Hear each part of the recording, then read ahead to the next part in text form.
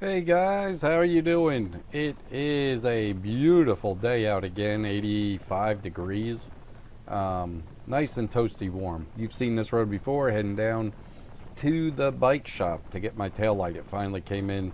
Been tired of using hand signals. So at least that came in. So that's great, and they covered it.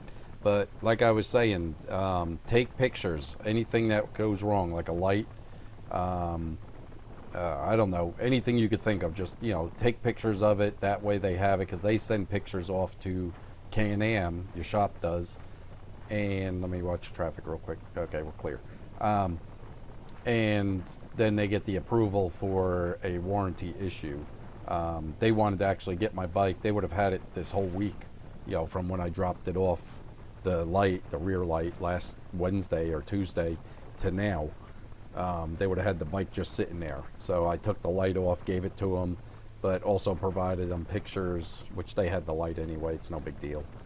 Um, some shops in a bigger city and all might be cool. My shop here is they've been done over bad by people having them order stuff under warranty and not showing back up, so they end up with thousands of dollars worth of parts that they really don't need or have to wait until they sell it. So that's why they wanted the tail light or your bike there, so they know you're going to come back for it.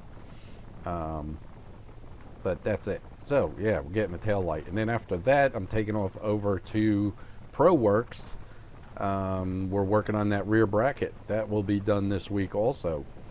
Um, yeah, we're going to work on that double dual bag bracket in the back, and we're not sure.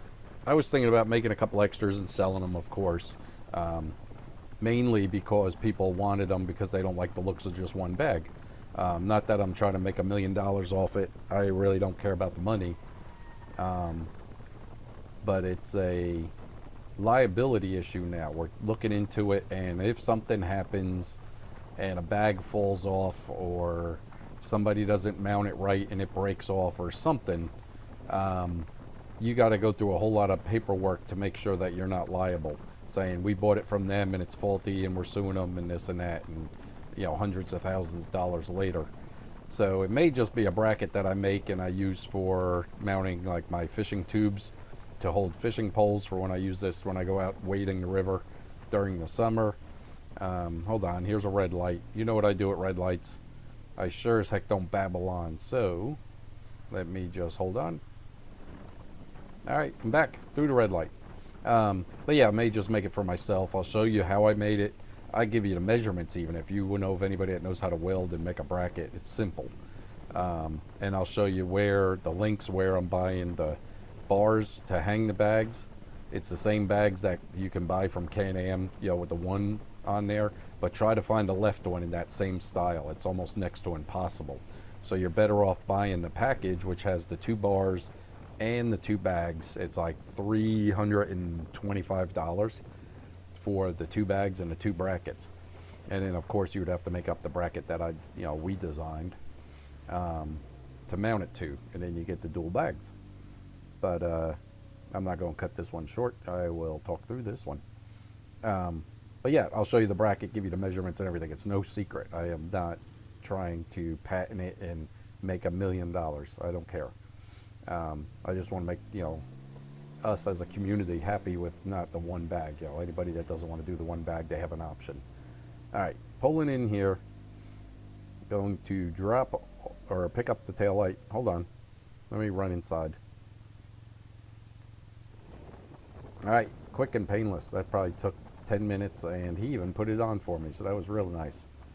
Um, Here's one of them circle thingies.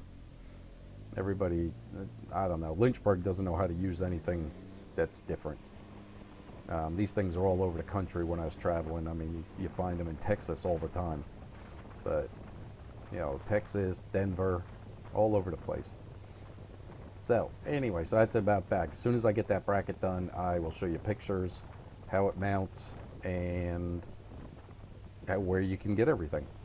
If you want to do it yourself, because I really don't want to get hit with a liability suit by some wacko didn't know how to mount it and it falls off and try suing me because it's faulty. Hold on. Alright, I skipped a couple red lights. There was a bunch through there. That's right by Lynchburg Hospital. So I am going to scoop down this way, heading out to ProWorks. Absolutely beautiful out.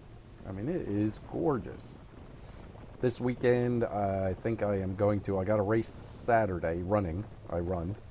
Got a running race Saturday, but after that, I'm going to continue the red that's right in the center by the handlebars here. I'll do a video on it. I'm going to extend that out onto the gas tank. And then I'm going to do about a 2-inch wide red stripe up the fender to the back cover, right between the two tail lights. Not over the cover, but right to that black cover, to add some red to the back. One of my viewers, gave a comment saying, you know, it's a little front heavy, and I've gotten a few from people at work saying, yeah, you need something on the back red. You know, so yep, you are correct. I forget who it was. I'd have to look back through the comments, but you are absolutely correct that the red is way too much on the front, nothing on the back. So I'm going to do about a 2-inch wide strip over the fender, and then I'm going to extend the two little pieces right onto the gas lid, which will just give it like stripes really on the gas lid. Other than that, I'm getting some good compliments from guys at work and all that have motorcycles and all that, they like the red. They think it came out real nice, and it adds uniqueness to it that, you know, they see a bunch online, you know, they look them up and all. Now that it's something new, you know, they want to look, see what kind of engine and this and that, and you know, they just say, yeah, all of them can get the same panels, and the rest of the bike looks the same. So I'm glad I'm making it a little more unique for me, personalizing it, shall I say. And that's what motorcycles, that's what everybody does, is personalize them for their own personality, and put things on it that are for your functionality, that fits your lifestyle of how you use it. Some is just a Sunday driver on a nice weather like this, and you don't need bags, you don't need nothing, you want the sportiness. You may carry just a little bit of something in your pockets, and that's it. Others may use it to just go to work every once in a while, and they could use a backpack. They don't mind that on their back. Myself, I don't want anything. Riding a bicycle, that was the last thing I wanted, was anything on my back or my body. So I did panniers on the bicycle, same thing, and it worked out great. Through, you know, food and whatnot on one side, and clothes on the other side, so I could take a shower and change when I got to work. With this, same thing. You know, the back bag, the new one I got, works fine for me. You know, other people may say it's not big enough, it's, you know, doesn't mount right, but for me it works fine. Being I was looking at like a roll top that would go to a luggage rack in the back, then you just stuff the stuff in there. So this is pretty darn close to that. Anyway, here's the road heading down this way to ProWorks. Work on that bracket today on a beautiful day. So I will get back to you guys after we are done. I am not going to give any of that away. Alright, I'm back. I am, coming down Old Forest Road. A lot of traffic, and these people are acting like idiots. This section of town here, the people are inconsiderate, and I don't know. Just that side of town, you just, you know, watch out. Anyway, let's see what she could do taking off at the light here. But I'm going to get going first, maybe about 10 or 15 miles an hour.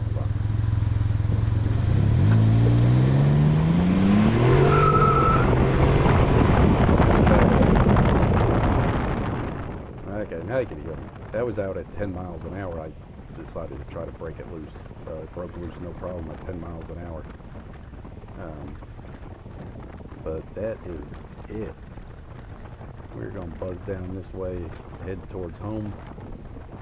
Sun is starting to set over to the right. The bracket went perfect.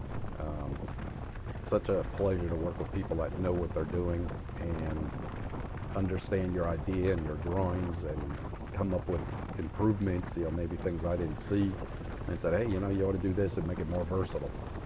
And it worked out great. So they're going to weld that up, sand it, paint it, and make it look all nice and pretty and hand it back to me. I asked him what kind of price, and he just said we'll work something out, so I don't even know what that meant. I probably got to sign off my next kid or give him the deed to the house.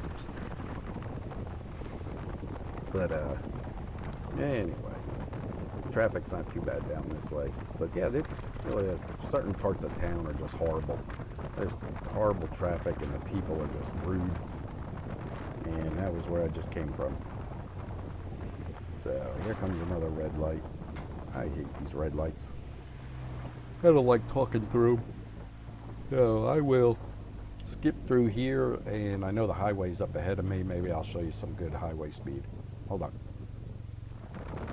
There we go. Here's some good highway speed. I knew this was coming, so let her open up a little bit. There we go. Close to 70 there. Yeah, do not rely on your mirrors. If you cut over and somebody's there, it's not like a car where you get a little bump on a fender. You're in big trouble. So don't be lazy. Look. That was almost 70. Now we're down at cruise at about 63 or so. It's 55 through here, so I don't want to push it too much. These things are definitely a magnet for police to look at. I don't know if it's just because they're interested in them or they expect you to do something. You know, being that it looks like a little roadster. So, but I'll scoot up this way a little bit more on the highway. I don't want to bore you with highway driving. It is boring to me. You know, I almost can lay back and just cruise along. It is boring. But hold on a second, I'll cut away from here. Alright, there we go. I cut all the ways back to, where am I? I am by the airport. So I ain't got much more to go before I'm home. It is 45 through here. I'm pushing it a little bit. I'm doing 50. I normally do pretty good speed, but I am actually heading to go meet the wife and kid for dinner. I'm going out for some Mexican. So I don't want to make them wait, so that's why I'm buzzing along here. That's the only downfall with this, without a seat on the back either. You know, I know the little guys don't want to go home with me, and there's no way I'm throwing him on the back of this thing. So, but I'm loving the longer days. That way I can do stuff like this, get home, and still have time to get stuff done around the house and out in the yard. Still working on the wife's Jetta. Replaced the key. It's a long story, but Volkswagen Jetta, and replaced the key cylinder, but took over the transponder unit and all the other stuff with the original key, and it starts up in safe mode. It comes up with a safe. I guess maybe because the key was disconnected for a little while and back on, or maybe the airbag, and it doesn't know what to do. It comes up in safe mode, runs for like 10 seconds and shuts off. Because it's in the safe mode. It doesn't recognize the key from what they're saying. But I'm like, I didn't change keys. I brought everything over. You know, there's like the black ring that you plug it into is the transponder. I brought that over, the wiring, any other electrical devices attached to the cylinder, I brought over to the new cylinder, and it still doesn't want to do it. So I got to figure that out. I got to look up YouTube videos and look it up online and see what's going on before I bring it back to the dealer, and they'll charge me $1 million to decode a key or whatever it is on a 2008 Jetta that's only worth like $2,500. So trying to fix it myself, but I did do the key. That was easy, not too bad.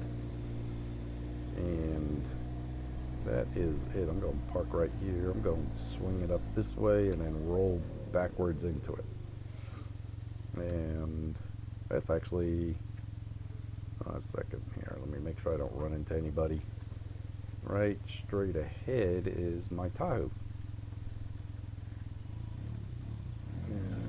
Okay, we're straight. There we go. Okay, talk to you guys later. Bye.